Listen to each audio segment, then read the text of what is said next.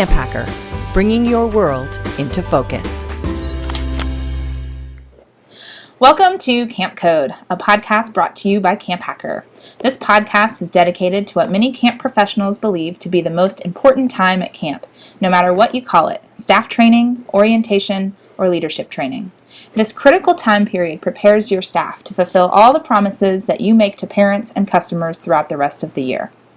My name is Ruby Compton. I'm the Summer Camp Program Director at Green River Preserve in western North Carolina in the Blue Ridge Mountains. We are a summer camp that's focused on connecting children with nature. And I'm so excited to be sharing the show today with Luke Durham. He has spent the majority of his life in camping. He began attending Camp Laney, which is an overnight all-boys camp located in Mentone, Alabama in 1995, and has spent a portion of every summer there since. Originally he's from Birmingham, Alabama, and Luke graduated from Vanderbilt University in 2005, and immediately afterward became the full-time program director at Camp Laney, which is a position he still holds today. So currently Luke is receiving his master's in education in human development and counseling from his alma mater, and is the founder and CEO of Camp Sense, a consulting and staff training company for summer camps. And he resides in Nashville, Tennessee during the camp off-season with his wife and 2 dogs. Luke, did you want to say anything else before we get started? No, that's me. Thank you for having me, though, Ruby. Looking forward to talking. Super. And unfortunately, our other 2 podcast hosts, Gab and Beth, were unavailable today for various circumstances. And I know they both wanted to join in on this conversation, but I think we're also really excited to have Luke in on this because our topic today is training at a boys' camp. And none of the 3 of us have worked at boys' camps. A couple of us have conducted trainings at boys' camp. But we really wanted to seek out an expert. And so Luke came to us, and I'm so excited to kind of pick his brain. But first, we just want to address why this topic. We recognize that there are many consistencies, no matter the kind of camp where you are facilitating training.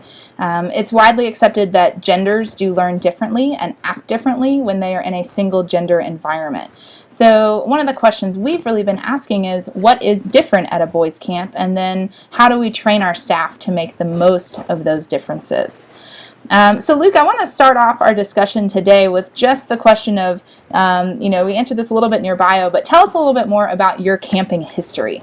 Sure, absolutely. I started going to camp. One of my friends said, "Hey, I'm in 3rd grade, 2nd or 3rd grade." He's like, "You've got to come to this camp. It's awesome." And so, in 1995, first time I ever went to sleepaway camp of any sort. Went to Camp Laney. Like you said, it's an all-boys summer camp, about 2 weeks at a time, and I fell in love. It was a place that I was able to be myself and find some things that I was good at and felt, at home from step one. And so I've been there for, this past summer was my 20th summer at Laney, and I've kind of run the gamut. Was a camper, a CIT, a junior counselor, and I've been fortunate enough to be the full-time program director since about 2005. And so camp is home. It's also my family. I actually met my wife through camp. My boss is actually now my uncle-in-law. So, 20 summers of kind of all the different aspects of camp. It's been great. Cool. Why do you think parents choose a single gender camp environment? What benefits do you think are seen there? Sure. I think there's a couple different reasons. A big thing is that, kids experience so much stress. A lot of their stress comes around from trying to interact or impress with the opposite gender. They don't necessarily have a chance to 100% just kind of let loose, be kids, be themselves in an environment where they're kind of thinking about, what is this other gender thinking of me, or what do they see, how am I measuring up?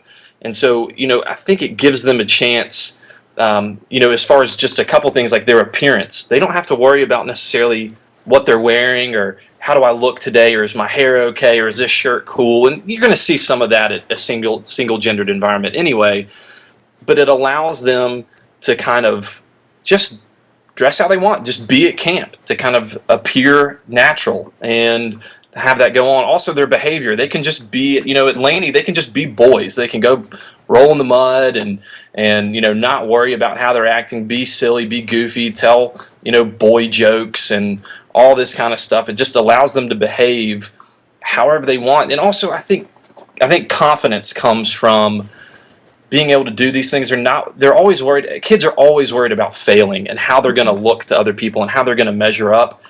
But that intensifies around the opposite gender at that age. They want to seem cool. They want to look the best that they can. And being able to have just the ability to fail, which I think camp is such an environment where that is accepted and kind of welcomed, to try new things, to do different stuff. But this is a single-gendered environment, gives a way where they can do that without this extra level of stress or worry.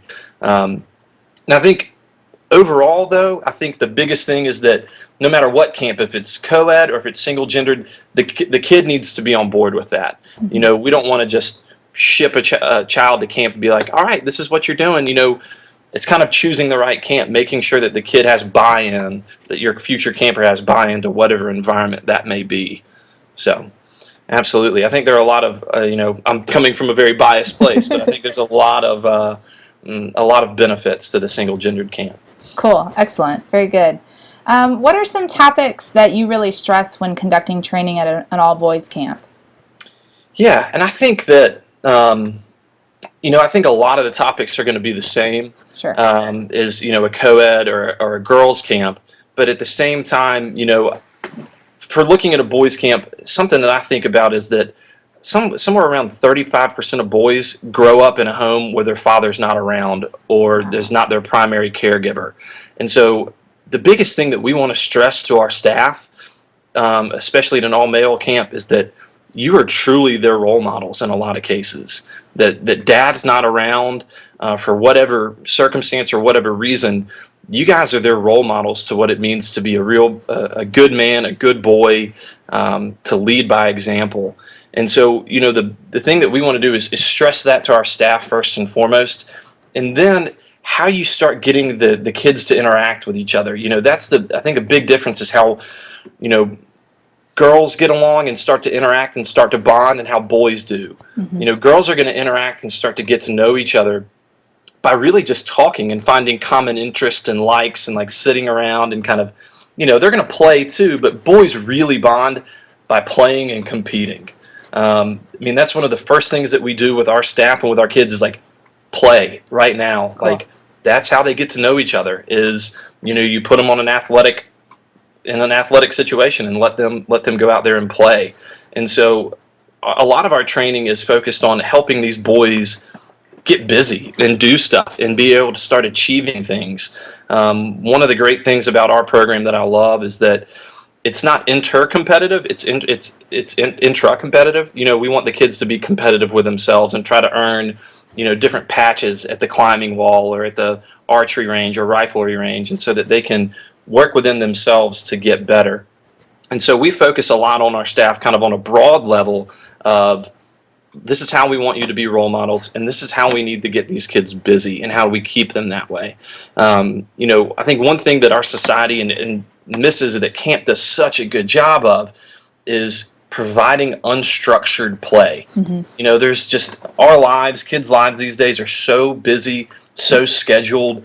It's about, right after school we've got, some sort of athletic practice or band practice, or we've got, church or whatever else there is. Everything is scheduled, and so providing camp, providing time for these boys to just play mm-hmm. and do that is awesome. And so we want to encourage our staff to find ways to just come up with games off the cuff. If we're sitting around after cabin cleanup time, there's not a lot to do, find something to do with them. And then also don't discourage kids who are maybe not out doing some of the traditional activities. Let them just come up with games on their own and just play. Michael Thompson talks a lot about that in his work. And sometimes it may take staff just stepping back and saying, like, this may look a little dangerous or may look a little different. Just let them be. Let them play. And so, we want them to really be able to have that. Another thing that we try to focus on with working with boys with our staff is that the boys are really concerned, like I said earlier, about becoming good boys, becoming good men, what that looks like. And so you want to provide challenges, but not challenges that are going to stretch them too far. It's called scaffolding, being able to give a challenge that's just right above maybe their level of where they are right now, so they can achieve that, gain confidence, and go from there. And so we try to when we design our program and when we train our staff, say we want the bar to get raised a little bit, but don't raise it too much. You're not going to take an 8-year-old and move him back to 20 yards on the archery range at first. You're going to let him start at 10 and gradually work his way back so that he can grow a little bit by seeing some confidence. And so as far as working with the kids, that's kind of a broad perspective of what we try to train our staff and stress to our staff when working with the boys. Another big issue that we've seen lately, and this is more just kind of when working just with the staff, is how staff can deal with stress management. The world is getting busier and busier. These kids that we bring in to be our staff are college kids who are doing stuff, day in, day out, exams, class, extracurriculars, and sometimes they just don't really know how to take a step back and be able to calm down and like how to handle that stress. And you've seen it at camp. It happens just the same at girls' camp, is that your staff get overworked. They get tired. They think that these kids have been put there to, pester them personally. They start taking the little interactions personally. Sure. So a lot of what we talk about is how you can handle that stress, being able to tap out with a co-staff member saying, hey, I just need 5 minutes, you handle this situation, or how to effectively manage your off time, like what it really means when you're off. Like, it's not about, going and driving forever to go see your girlfriend and coming back exhausted. It's about coming back relaxed, refreshed, ready to go, to borrow some terms from Dr. Thurber. But, it's about handling that well so that when you come back, that you can truly give 100% to the kids that you're taking care of. So that's been a big issue that we've kind of stressed lately, is how to handle that. Cool. So you said a couple things that just reminded me of a few things. So there's a camp here in the area called Camp High Rocks, which is another well-known boys camp. And I was talking with their director recently, and he was sharing about how their opening day almost looks like a program day, and that the kids arrive, and especially the return campers, like they drop off their stuff and they jump into activities. So there's a basketball game going on, there's Foursquare happening, and so I love that idea of you come into camp and you see camp happening, but it also addresses right what you're saying, that those boundaries get broken down by playing together, right? And so that camper that is new, who's kind of standing on the sidelines, the staff have been really well trained to look for that child and say, hey, why don't you come join us? And then the parents get to see that happening, and they're like, okay, my child's going to have friends, and they feel more comfortable. And I just think it's a brilliant idea as far as looking at your opening day. How can you make it more interactive right away? Absolutely. I mean, that's our goal, is that opening day. These kids have been waiting a year to get to camp. Yeah. I mean, they're excited. Yeah. And it doesn't take 2 seconds for that car door to open, or those feet hit the ground, and they're going, and they're running and playing. we've got staff. We create kind of that opening day where, like, we've got dodgeball going in the gym. There's a basketball game going. We play Gaga. We call it pitball. Like, we have activities open everywhere with staff. There's staff at the cabins waiting to greet parents and help them get set up, but there's also staff all around camp kind of waiting and to get these kids going. And you're right, we do kind of a mock opening day during staff training. Cool. Where we kind of set up a situation where one counselor may be helping the parents walk in and greet them and talk to them and get them settled, while there's a kid just kind of standing off to the side, and the staff need to know, like, hey, what do I do? How can I interact with him now and get this kid busy and get him going? Because it plays into helping them integrate into this new world and this new place that they may not have been before. They may not know anybody before, and man, that goes such a long way into preventing any type of homesickness too. Is getting them integrated with the other boys, getting them playing as quickly as possible. So, the folks at High Rocks have it right. That's what you need to do, is get them busy as quickly as possible, for sure. Cool. And you actually segued great into my next question, which is, are there any strategies that you found to be really effective for teaching young men how to help campers cope with homesickness? Yeah.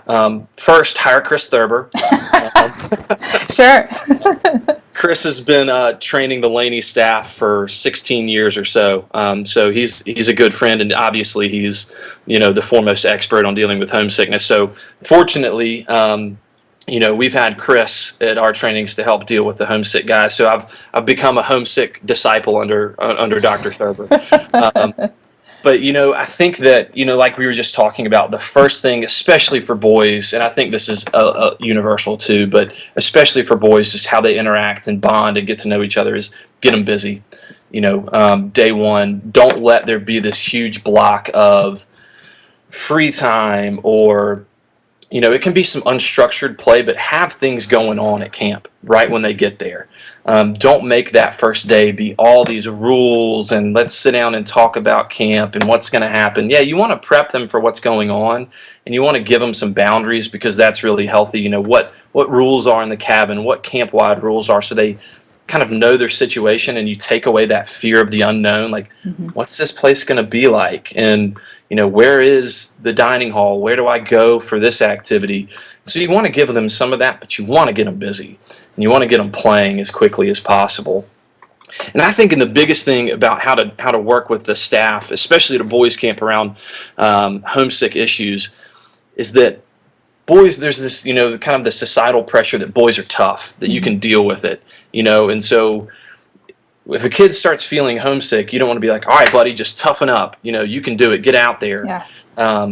You want to really validate these feelings and these emotions. And that's not necessarily natural for boys or young men in our society. It's hard sometimes for these staff members, if a kid's sitting off to the side and crying, to really know how to be empathetic and really know how to kind of accept those emotions, because they're real, and they need to be validated. They don't need to be shut down. That's just going to make it worse, and it's going to make the kid feel insecure. It's going to make this young boy feel like, I don't have anybody here that I can trust, that I can rely upon. So really validating the emotions, the feelings, goes a long way into like creating a bond, because then this young boy who may be feeling homesick can really trust that staff member and knows that he can go to him even if he is feeling sad. So it's kind of breaking that wall down, the societal wall of like, hey, boys are supposed to be tough, guys are supposed to be tough, and you can just get through it, just grind your teeth and it'll be okay. And we want our staff, we really talk a lot about validating those feelings and those emotions. And I think that in all camp situations, but especially with boys, it's like, do role plays. I mean, that is huge in training staff. It's something that I use a lot in my own practice, and I've seen it be really, really valuable at camp, because you can talk intellectually a lot about these issues and developmental issues and different things, but if you don't practice it, and if you don't see the words, like hear the words come out of your own mouth, you're not going to be as prepared in that situation to do it. So, I mean, we sit down when we're doing our homesickness kind of session, and during staff training, a large portion of that is we're going to do this in a role play. Cool. We're going to have one staff member be the homesick kid. We're going to have one kid be the counselor, and help them work through it. And so we divide them up into pairs, let them do that, and then we bring it together and put some role plays on in front of the whole group and kind of process that interaction. What was good about it? What could be better? What else would you have said? And so we want them to really get the experience of it, because like I said earlier, it's kind of natural for guys just to go, whoa, I don't know how to deal with the crying boy over there. That makes me uncomfortable. So like, let's get into it. Let's find a way to do it and work through it. And so it really is important to kind of get them prepped beforehand and to really kind of experience what that situation is going to feel like, because guess what? It's going to happen. And it's probably going to happen that first session and within the first couple of days. Like, you need to be ready. And I think every homesick situation is different. Every camper is different. You're going to have to use different techniques. Sure. And that's what's cool. You want to give them as much information about, how to deal with it. Maybe a kid is it'll be really helpful to draw them a calendar. Maybe it'll be really helpful to find some other guys in the cabin that he can hang out with. There's a ton of situations, but really validating the feeling and emotion, making sure the kids know that this is normal and it happens. It happened to me. Makes them feel a lot more comfortable in what they do and how to integrate into camp. So cool. So switching gears a little bit more, let's talk about what qualities or skills you look for in your summer leadership staff. So that's head counselors, maybe activity supervisors, whatever it is you may call them. What are you looking for those folks? Well, we have at Laney, we have what we call a senior staff, which is made up of about 4 or 5 guys that are kind of right underneath the program director, myself, and the other directors. And they're usually activity heads, but they also have a lot more responsibilities, like running night activities, overseeing, the lower camp area, the younger kids, or the upper camp of the older kids. And so they have a lot of extra responsibilities. And the biggest thing that I look for is because a lot of this, in a lot of camps, they bring in, their leadership is cultivated from within. And that's the same thing at Laney. And so the big thing that I want to see is that they want this job, is truly a desire to have it. Because when you transition into that leadership role, it's not the same thing as being a counselor. These guys want to keep coming back year after year because camp is fun and they get to hang out with kids. But this is different. They are in charge of staff. They are in charge of their peers now, and I want to make sure that they understand what it takes to be a leader at Laney and at a boys' camp, that they want that extra responsibility. And I've had guys that I've talked to about the possibility of coming on senior staff and kind of outline the responsibilities, and they've just said, I don't know. Like, I kind of like just being in the cabin and having this, and you're like, okay, like they're being honest, and that's great. Where they fit. Every person at camp needs to have a clearly defined role, and so that's the biggest thing, is kind of this desire for that leadership role, that they want to see camp improve. And I think that kind of ties in too with, like, they have a real buy-in to what camp is and what camp is about and what the goal is. That camp isn't there for them, but camp is there to serve these children. I mean, being a counselor it's a servant position. You're there for these kids and to give them the best experience that they can have.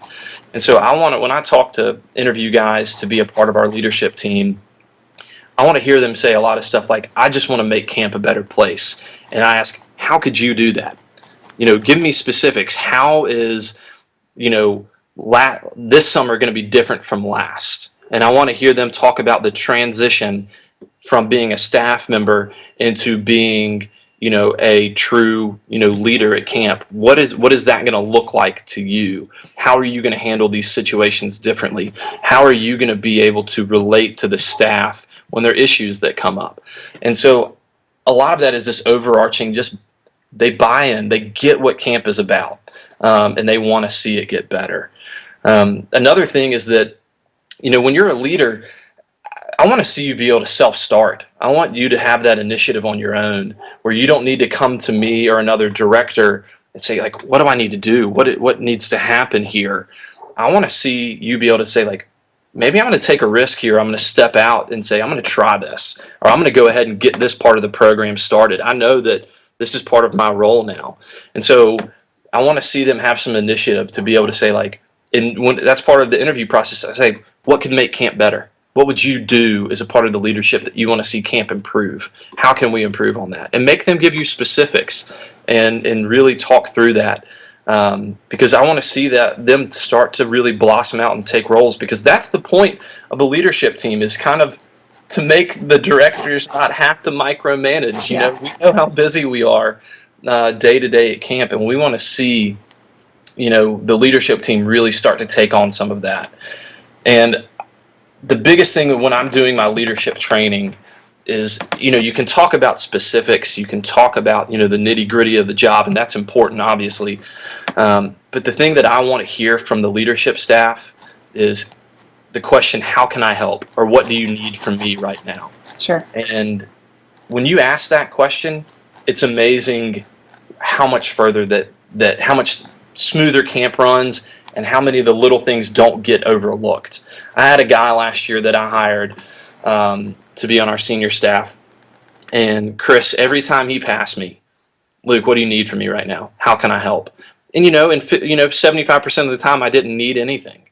But the times that I did, it was a huge help not having to go find somebody or, worry about whether this was going to get done. Every time one of those guys passed me, hey, what do you need? How can I help? And that's awesome. And that's what you want from your leadership, is really that willingness to go on and do whatever it takes to help camp be better, and to help make it better for the kids.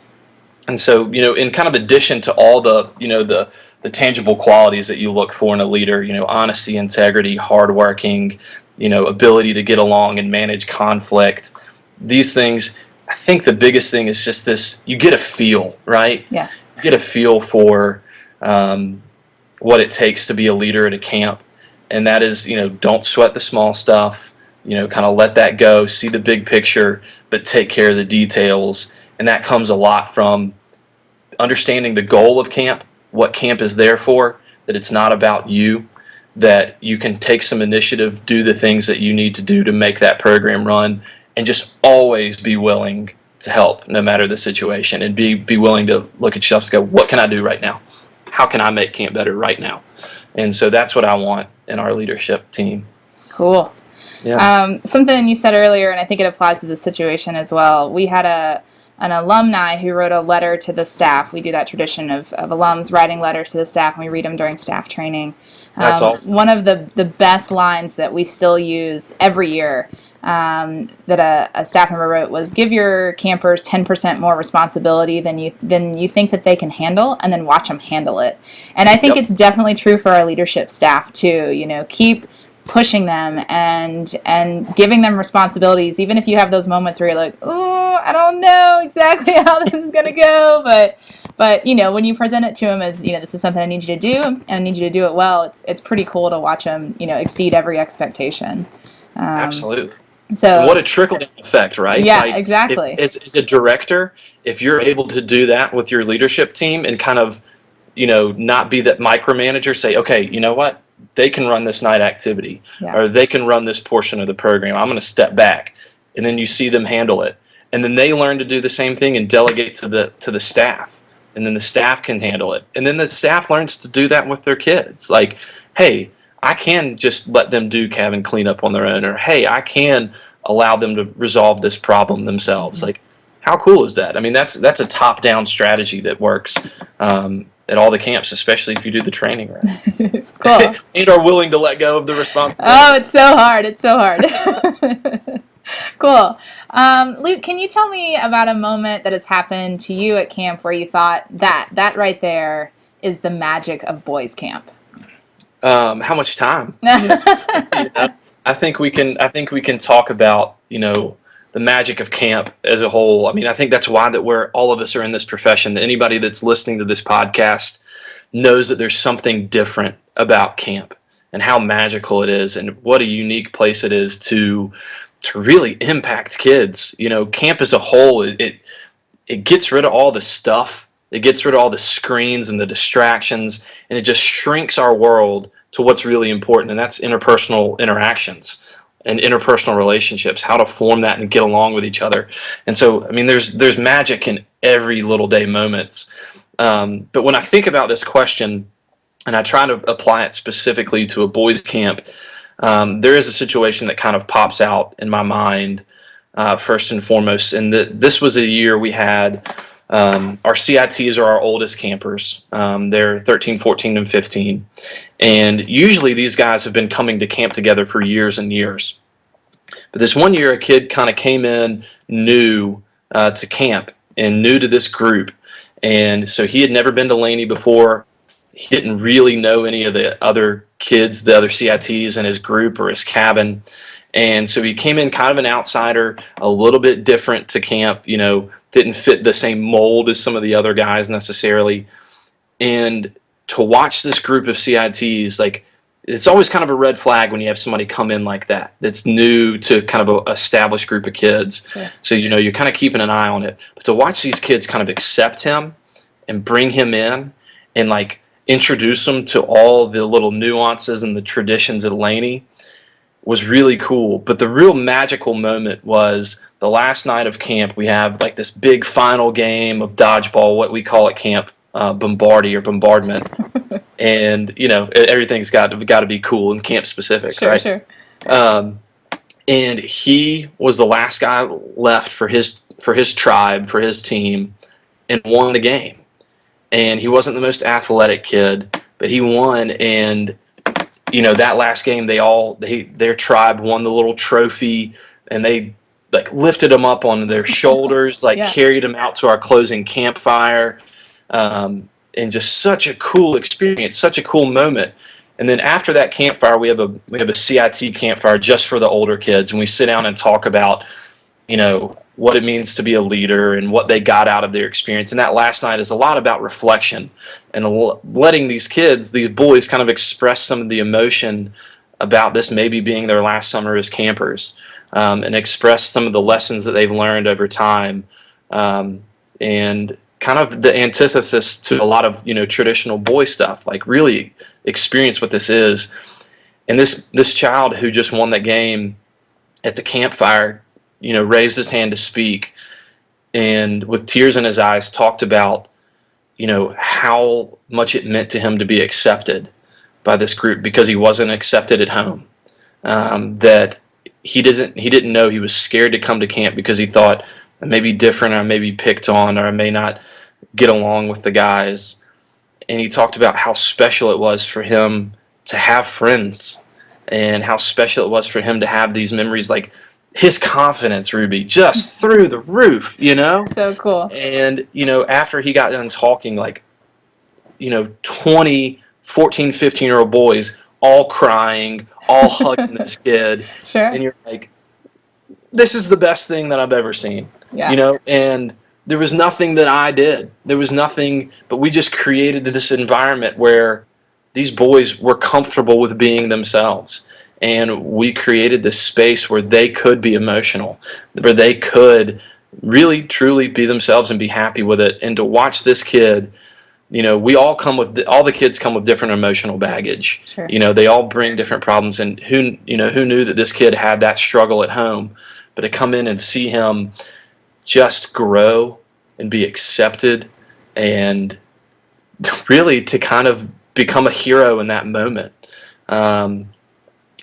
was truly remarkable. And I'm not going to mention his name because he'd get mad at me, but he's kept coming back, Yeah. He's come back and taken on more leadership stuff and has applied to be, a counselor. And, to see that, talk about magic. That was really cool. My eyes were not dry in that moment. So, that's amazing. And again, like you said, amazing to have an environment and create an environment where that happens. And it's just so cool. So cool. Absolutely. And so, if there's a piece of advice that I have to directors out there, is like kind of based off that story, is, we have so much stuff that we have to do in the office, taking care of registration, talking to parents, the nitty gritty, managing the kitchen, the grounds crew, like all of these different things. Like, don't become that director that's not plugged into camp. Walk around, be involved, know your kids, because don't lose those moments. Be able to see those moments, because we need to be reminded of what we do, and it is creating that environment that is so special for these kids. So, be out and involved, know your campers, and don't miss those situations. The temptation's to stay in the office and focus on the business, but the magic is out and about on grounds. Cool. What do you find are some of the challenges that you think may be unique to managing staff at an all-boys camp? Yeah. I think a lot of them are universal again. But I think the challenges of managing the boys' staff is kind of the competitive nature of boys, and the overstimulation. Camp, we want the kids to play, we just want them to have fun, and that's the big goal, is play, have fun, be yourself. And we want the staff to encourage that, like I've said earlier. We want them to encourage these games and the different playing. And so something that we'll sometimes see with boys, in our staff, is kind of the over involvement in that. Kind of the over competitiveness. And so when they're playing, the kids are kind of playing a pickup game of soccer or ultimate frisbee, we need to tell our staff, like, yeah, we want you playing, but also remember that you're 20 something years old, you're 100 pounds, heavier than these kids. Like, be careful. And so we want them to be involved in what the kids are doing, but you need them to be smart about how they're doing it. And that can go too, like, we want these kids to play and you want them to have fun, but like, you don't want to go out there and, beat it, if you're so competitive and have to win, you don't want to go out there and beat a kid, 21-0 in ping pong, like, step back a little bit, realize again that this isn't about you. We do something during staff training where I do a talk about what it is to buy in, and I give them all poker chips. It's a really bad analogy, but I deal with it, and I tell them about, like, these poker chips, like, keep them. And that moment where you realize, like, I'm doing this not for me, I'm doing this to help somebody else, and where you really see a change in a kid with something that you've done, where you took the back seat. It wasn't about you, but it was about them. To take the poker chip and kind of put it into a box, like, I'm bought in here. Cool. Like, I bought into what I do. And we've had a lot of staff members when, and then when they put them in the box, I get them to share that at the staff meeting. Hey, what happened? Tell us. Cool. And a lot of it's about, like, I got myself pulled in to this game, or I got myself pulled into this, and where I was becoming over-invested personally. And it wasn't about the kids anymore, and I took a step back and helped the kids just play. And that's really cool. And so, and then I also think you see that kind of in, just the interpersonal interactions with kids. Sure. Is, as Bob Ditter says, drop the emotional rope. These kids will throw that emotional rope out there and want to pull you into an argument. And it's learning how to drop that, and to not get involved in kind of this verbal tug of war, with your kids. And so we see that a little bit with our staff. We want to manage that with their interactions. And the last thing, and I think this is somewhat universal too, is kind of that midsummer burnout, or just like, I'm there just to do the bare minimum of a job. And so a lot of people, when they'll bring in people like me, consultants, staff trainers, to kind of that mid-season kind of energize, like, let's get back on track, why are we really here type of thing. And so we see that a lot with the guys, where they're just there to run their activity. Yeah. But they're not taking that next step, to really be there with the kids and be there with the boys and help them achieve, once, the middle of the summer comes around, like, it somewhat becomes just like, I just need to manage it.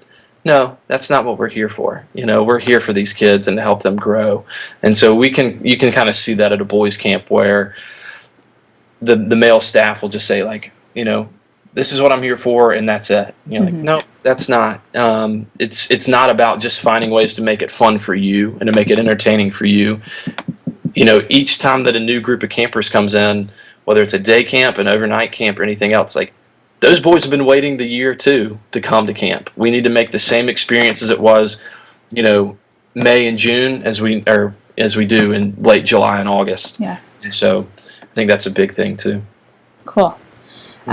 Luke, do you have any female staff? And if so, how do you create a community that makes them feel comfortable where they may be largely outnumbered? Yeah.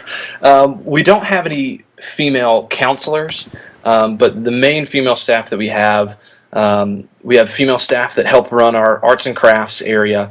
We have female staff that work in the kitchen that help do some cleaning around camp. And so there's not a lot of interaction necessarily between the male staff and the females there, or the female staff and the campers. But really, it is about just making sure that they know their role, and talking to them about, hey, what do we want you to do while you're in the craft cabin? And so there's not a whole lot of interaction at Laney between female staff and the kids. But it's about keeping that dialogue open to making sure that they do feel comfortable in their job. We do talk to our staff during staff training about, like, hey, this, here's where these people are here are the ladies at camp, and this is how we treat them here. Yeah. and that's that's a line in the sand that's not to be crossed, kind of thing, because being we talk about being a Laney boy, and a lot of that is being respectful, and it's the same thing when we have 2 dances at the summer with 2 of our sister camps, which you're familiar with, one with Riverview. Yeah. And we talk a lot about our boys, the days of those dances, like what it means to be a gentleman and what it means to be respectful and how to handle themselves there, and how to treat the ladies with respect. And so it plays into camp. It kind of goes back to your question about the single gendered environment. And I think you get to see 2 very opposite ends of the spectrum really quickly. They're just boys, and they're nasty, and they're muddy, and they're gross, and they're playing, and then all of a sudden, they're all wearing polos and button downs, and it smells like Axe bomb was set off on camp there. Yeah. The dance. And so it's a transition, like teaching them how to interact well with the ladies at Riverview or Skyline for Laney. So cool. Yeah. So I've seen some really creative solutions to this from various camps. But how do you get your male staff and your campers excited about arts and crafts? Well, one, as you kind of heard, we have a female come in and lead our craft activity. And our craft activity really only happens during kind of our free times. So our program at Laney is designed where we have 3 free times kind of spread out throughout the day where the boys can kind of choose what they want to do and just have that unstructured play. It doesn't mean unsupervised. Our staff is around and watching, and have specific responsibilities. But one of the options that they have is to be able to go into the craft cabin and get involved and do something there. And so the way that we get the kids excited about it is that we take them in there on the first day. Our tennis activity is right next to the craft cabin. So the last 5 minutes of that activity, we bring them in there and we show them what they can do. So like they're aware that it's there, and they kind of get an overview of all the different things they can do throughout the session if they want to go in there and, make a survival bracelet or build, something at the wood shop area or whatever else they want to do. Like, hey, this is what you can do while you're in here. And it's more popular with our younger kids, just the way that the program is set up at Laney. But you want to get them involved. You want to know that it's there, and you got to have somebody that's excited about doing it. Miss Paula is our craft. She runs our craft cabin, and she's awesome. And she's fired up, and she like gives awards for the boys that have done stuff that come in there and spend a lot of time, and brings them like snacks and cookies and candy, and just gets them. She just loves it. Yeah. And so I think if you have somebody that really enjoys it, it goes a long way. And so, for camps out there that have, it's more of an integral part of their program, or that they have male staff running it, man, find somebody that's excited about it. And it may be harder, it may take longer in the interview process to find somebody, but it's so worth it, just like in any other position. Yeah. Find somebody that loves what they do. If you find somebody that loves that aspect, it's going to go so much better. You're not going to hire somebody that's never ridden a horse and put them at horseback and say, figure it out. You want to find these islands of competence where these kids, these people can succeed. So find somebody that loves it, and even if it takes longer and more searching to find the right staff member, if you want that program area to work well, that's what it's going to take. My lead dance instructor is a guy, and he's so phenomenal and That's he just loves dancing so much. And so this summer during staff training, I needed somebody to run a dance class during training. And, I was like, hey, you like dancing. Do you think you could do this? He was like, oh yeah, totally. And just revolutionized the activity for the whole summer. And it was just so cool to see. And there's this really hilarious photo of him with all of the campers, and they're like ribbon dancing, and it's a jump shot, but there's ribbon dancers. Oh, it's so great. So again, you just got to find the right people. I can't echo that enough. Yeah, absolutely. And, that just goes for every position at camp. Really take time to understand what your staff love and where they're going to fit. Mm-hmm. It becomes, somebody who hires our entire staff, there's this crunch where you're worried about, like, hey, am I going to have enough people here? Hey, am I going to have enough people there? And there's this desire just to plug, Yeah. to say like, let's just put somebody in there to fill that position. Like, no, that's not what makes the program work well. You got to find somebody that has some passion about it. And, it may be hard to find somebody that's just passionate about being a lifeguard, but like if they're detail oriented, maybe that you can find a position that has more things that work that way, and that if they're organized people, they can kind of, naturally fit into that role better. Cool. Mm-hmm. So when you are recruiting staff for the summer, how do you entice them to want to be in a single gender environment? Well, fortunately for Laney, is a lot of our staff is kind of cultivated through our leadership program, and they keep coming back. And so they just have a natural desire to keep coming back to camp. And then also a lot of our staff come from referrals from past campers or former staff. And so they kind of get to see from these guys who have been at Laney for a long time what an experience it really could be to come to a place where they're not having to worry about, impressing the females or anything else. And what I talk about is when I talk to our staff, and I really don't get a lot of hesitation, like, man, all boys, how do you deal with that? Or is that as much fun? I don't see that a lot, but if I do see it, I just say like, man, it's an opportunity that you don't get in a lot of other times in your life, and it's 2.5, 3 months. It's an experience where I think you'll learn a lot more about yourself. In a single-gendered environment, you can see a lot of growth happen in our staff when they're able just to be focused on themselves and be themselves even more so. And so, I don't have to do a lot of enticing, and truthfully, I don't want to. Again, it goes back to a desire to be a part of that environment and a desire to be a part of that camp.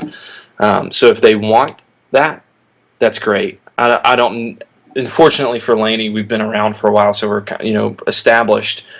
You don't have to do a lot of come on, like we need more people, and so fortunately it's not.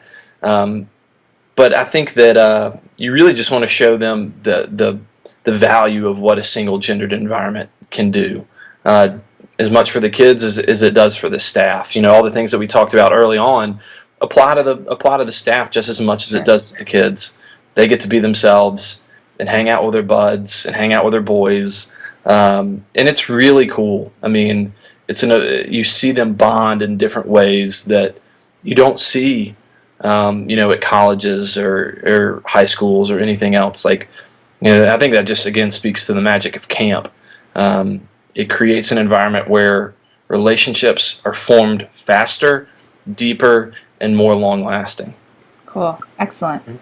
Well, Luke, thank you so much for sharing your expertise and your advice, because you have some great points, and I know Camp Laney is a phenomenal program, so they're very lucky to have you. So we just want to remind all of our listeners how to get involved with our podcast. You can join us on the hashtag CampCode.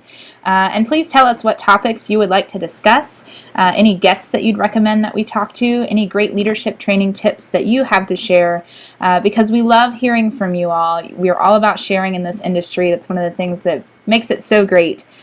So please share with us your ideas and questions. And also we want to ask that if you found this podcast to be useful, to search for us, that's Camp Code, it's 2 words, on iTunes or on Stitcher, and leave a rating and review for us. We really appreciate hearing from you, and your feedback helps keep the show going. So before we wrap up, I just want to let you know how you can get in touch with each of us. So you can find out more about where I work at greenriverpreserve.org. We have a blog there that I'm posting to a fair amount during the off season.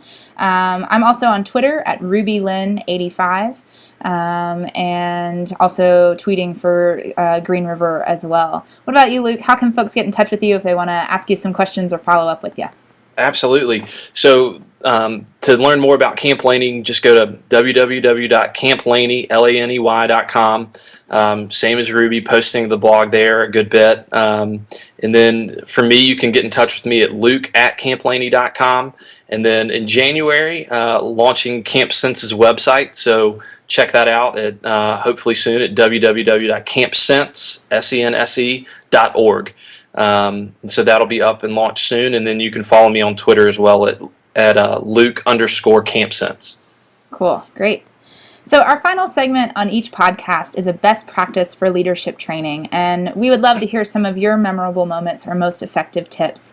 You can tell us what they are using that hashtag #CampCode. But for today, I'm going to turn it over to Luke to share what he finds to be one of his most effective staff training tips for training at a boys' camp. Absolutely. I think one of the coolest things that we do, and I think is really important, is kind of a wrap-up to our staff training. I've talked earlier about how important role-playing is to really not just learn this stuff intellectually, but to really start putting it into practice. And so one of the things that we do is we set up scenarios. And so we have a row of about 6 cabins. You can kind of do this however you want, but we take our returning staff and put them in one of the cabins and have them with a scenario that they're going to enact.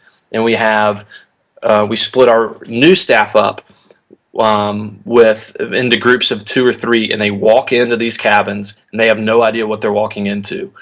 And the returning staff start playing out the scenario. So it could be a homesick scenario, it could be a bullying scenario, it could be any type of problem or issue that they're going to run into at this camp and at camp during the summer. And so they walk in, they open the door, and boom, they've got a fight right in front of them that they've got to break up and learn how to resolve the conflict the right way. Or they open the door, they do that and see that and resolve that. They go to the next door, and then boom, we've got a kid crying who's homesick. And then Nice. You get the next one, you've got a kid that's being bullied. And so it takes them and it puts them into a real kind of in the moment situation where they have to put all this stuff into practice that they've talked about and seen and done for the last week. And it's a great way for them to kind of get that experience right in the moment and have to deal with the situation that comes up. And they've also got people, returning staff that are kind of behind. They say like, hey, how can I do this? If they need a timeout to pause the scenario, they can say, okay, like, what's the best way to do this? And we also process it afterward. Say, hey, how did you feel about this? Could you have done something different? Really to kind of take away some teachable moments and to take that, fire hydrant of information that we give our staff during the staff training, whether it's a day, a few days, or a week, and really kind of boil it down and say, like, let's put this into practice. This is what you're going to see when the kids hit the ground tomorrow. And so that really allows them to, get a feel for what it's going to be like and what to expect, because the boys are ready and they're coming. So you better be ready too.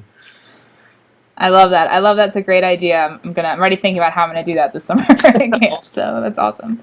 Well, thanks again, Luke, for being on the show today. And thank you to all our listeners for listening. And again, please join us on the hashtag #CampCode. Thank you, Ruby. It was great.